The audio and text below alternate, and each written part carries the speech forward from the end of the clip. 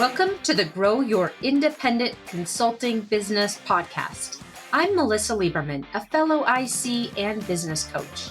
On this podcast, I teach you to become a consistently booked independent consultant without becoming a pushy salesperson or working 24/7. If I can do it, you can too. Listen on to find out how. Welcome to this week's episode of the Grow Your Independent Consulting Business podcast. This is Melisa Liberman, and today we're going to be talking about implementing KPIs to manage your consulting business. This is probably not a concept that is surprising to you. You're a consultant. You likely use a lot of KPIs in the work that you do with your clients. But a lot of times I find that we forget about applying this type of concept to our own business. So that's what we're here today to do.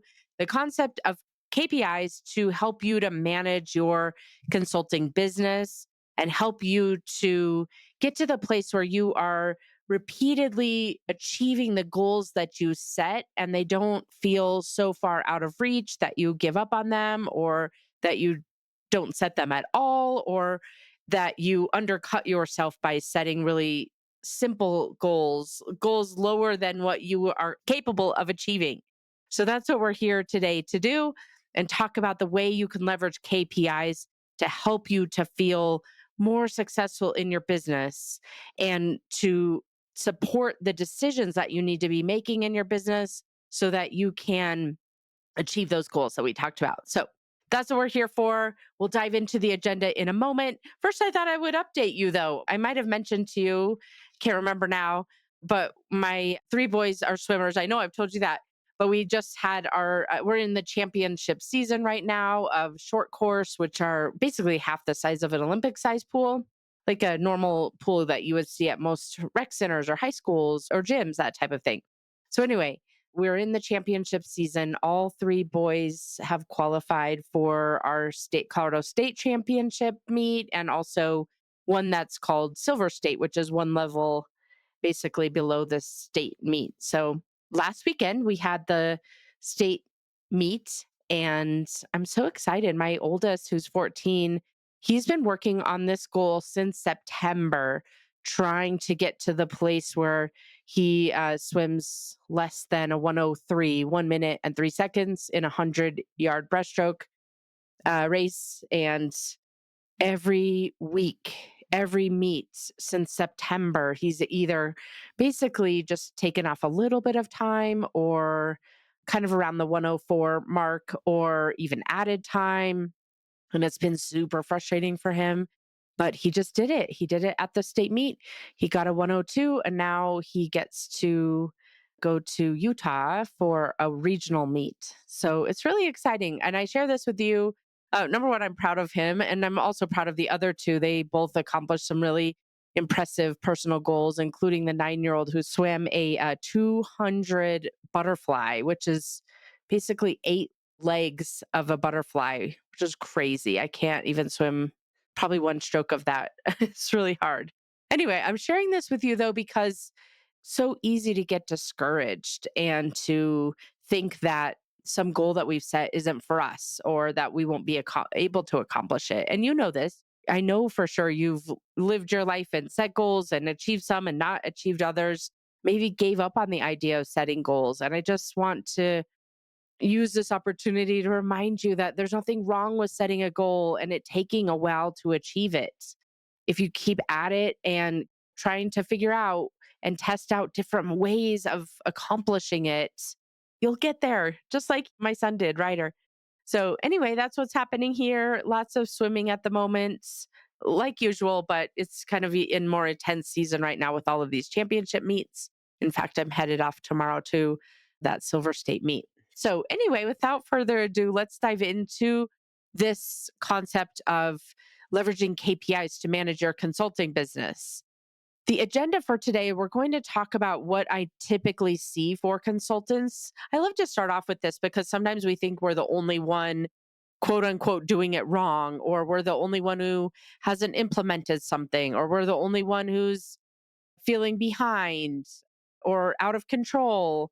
or not quite together, whatever it is you may be feeling. And I want to share with you what I commonly see with independent consultants related to KPIs to help you to see that you might not be the only one. And then we'll talk about what might be in a consulting business dashboard. And then we'll dive into 3 examples of types of KPIs that you can consider implementing in your business. These are real life examples. And then we'll wrap up today's episode with next steps to put this episode into action. Before we get into the very first topic, though, I want to share with you the companion resource. And this one is really, really fun. I can't wait to share this with you. The companion resource that goes with today's episode is the Business Dashboard One Pager. It's your consulting business dashboard one pager. You can go on my website and download it for free at melisaliberman.com/KPI. There's also a blog on my website. If you go to the blog tab, you'll find it right toward the top, which is titled Key Metrics and KPIs Consulting Business Owners Should Track. So it goes really nicely along with this episode and provides a lot, more detail than we're able to talk about here today, and just a different type of, information through a blog. But the reason why I'm excited to share that particular free resource with you is that it is actually a page out of a book I'm working on right now. It's page 41. You have the first look at the book that I'm working on, the second book that I'm working on. It's a different type of book. I'm not going to give you all the details quite yet, but it'll be fun to show you this page 41. You can get a little glimpse into the book that I'm creating at the moment, and even more importantly, have a very simple one pager that you can leverage to manage your business on a quarterly basis through KPIs. So go download that at melisaliberman.com/KPI. We'll put the link in the show notes. I'm really excited for you to get that one pager and also to have this little glimpse into the next project that I'm working on. Okay, so with that, let's now dive into those common situations that I see so often for independent consultants. And that is, it's like the emperor's, no, that's the wrong quote. It is the cobbler's kids have no shoes. I was going to say the emperor's kids have no clothes. Maybe that's the same one too. You get what I'm saying here. The cobbler's kids have no shoes. The point is that we often work with our clients in some form or fashion to help them to create KPIs, to build beautiful dashboards in some cases, to measure KPIs, to operationalize KPIs, to be thinking about what they're doing in their business by leveraging KPIs, key performance indicators. But then we don't do it for ourselves. We don't take our own advice. It's the parental approach. Do what I say, not as I do, right? So if you're feeling that you're making a mistake, I just want to share with you, you are definitely not the only one who has not implemented KPIs in their business. We want to do it in a really easy, simple fashion. And that's why I shared that one pager with you. You can literally print it out, have it on your desk, write out the numbers. It doesn't have to be fancy or sexy. It's just a very simple one pager that you can always look at and have top of mind. So take your own advice. The second situation that I often see with independent consultants is that we tend to gauge where we're at based on how we're feeling. I just landed a client, I'm feeling pretty good. And then the next week, that new client excitement wears off, and then we start worrying again. And we run our business off of how are we feeling and those emotions, the discouragement, maybe someone ghosted us, maybe we don't have as many, our pipeline isn't as full as we would want it to be. But so often I notice with independent consultants that we're just gauging where we think we're at with our business based on how we're feeling, and likely how, whatever balance we saw in our bank account. Hopefully it's a business bank account, not your personal one. That's not a way to run a business, my friend. You know that. We're not running a business based on how we're feeling, because oftentimes it's wrong. I was working with a client today and she was feeling so behind. And I'm sharing this story with you because it's actually, something I hear from clients almost every single day in some form or fashion. So I'm not sharing any of her secrets. But we oftentimes can feel really far behind because we worry. We worry about, are we going to be successful? We worry about, can I sustain this? We worry about, was I a one project wonder? We worry about, I'm having too many clients coming through referrals and I don't have enough control. It's so common to worry and have so much second guessing. And it's all based off of that emotion. That is definitely not going to serve you as it relates to running your business. And that's why it's so important to know the math, the true math. When we really sit down, I was mentioning that client that was feeling so far behind, when we actually just took a step back and said, okay, let's look at the numbers. We're only 2 months into the year as of, the date I'm recording this. The numbers were actually incredibly healthy for her. In fact, beyond what her goal would be for only 2 months into the year, but she was already feeling so behind. And so I want to share this with you because you may be doing the same thing. If you're like a lot of consultants, you are doing the same thing. We're just running our business off of our intuition or our gut or what we are thinking or feeling, and it's usually wrong. That's why it's so important to have the math.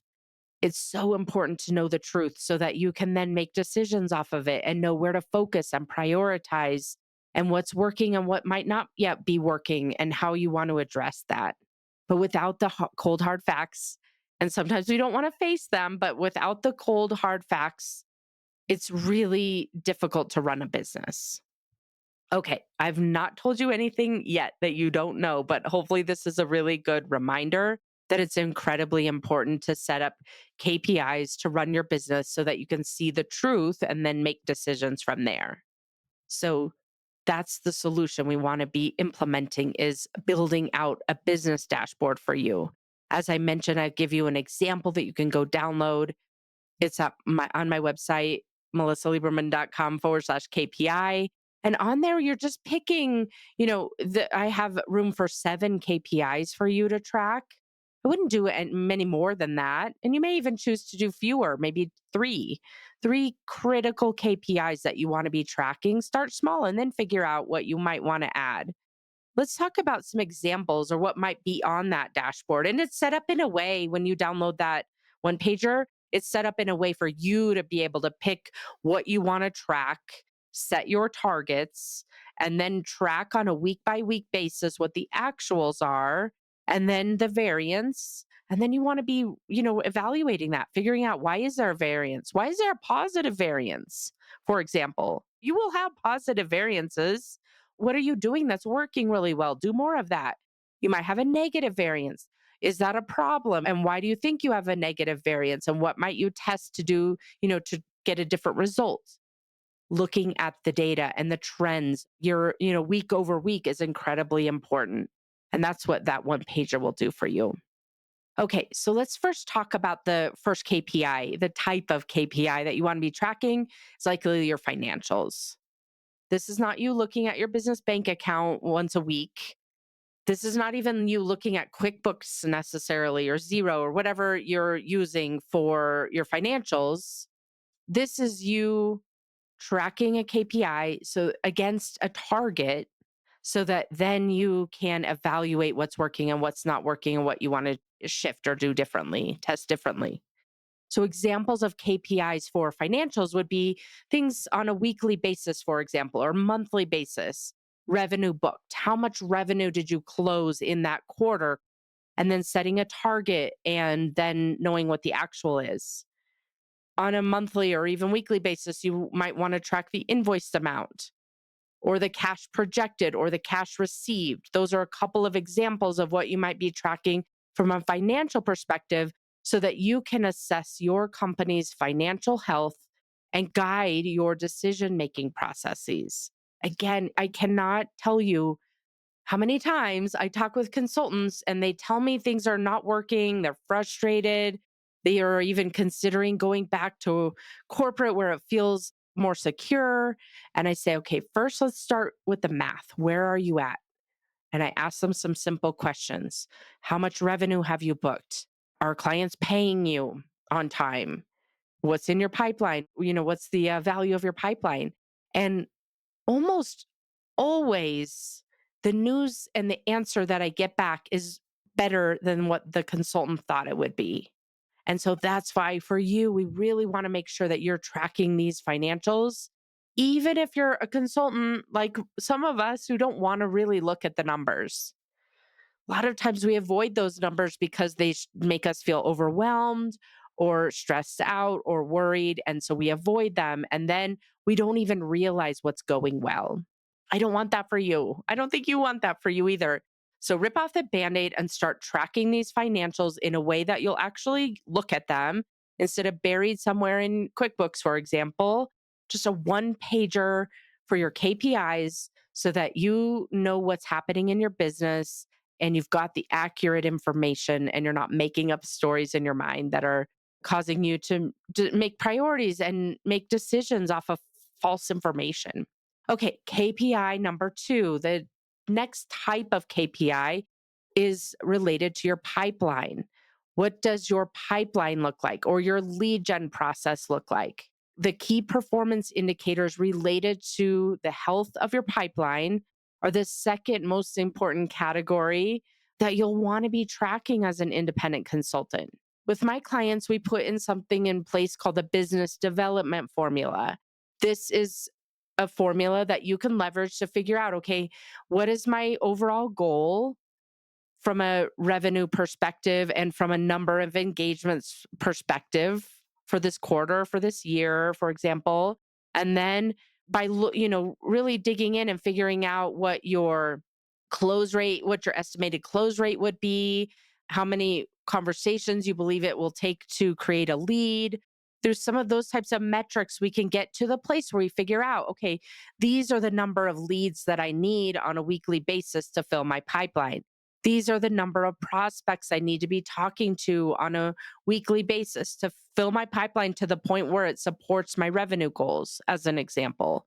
So for you, put something like that in place where you know what it looks like from an activity perspective on a weekly basis so that you don't get behind or so that you don't neglect your business development and then wonder why you have a feast or famine cycle going on, where you know exactly what those numbers are, what those key performance indicators are, such as pipeline value or this business development formula that I just shared with you, so that then you're able to better manage your visibility and look ahead.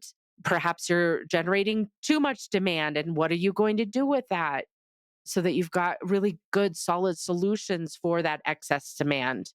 Or perhaps you're not where you want to be on a pipeline basis. Then you're able to make decisions about how do you prioritize perhaps a sprint. We've talked about that on another episode.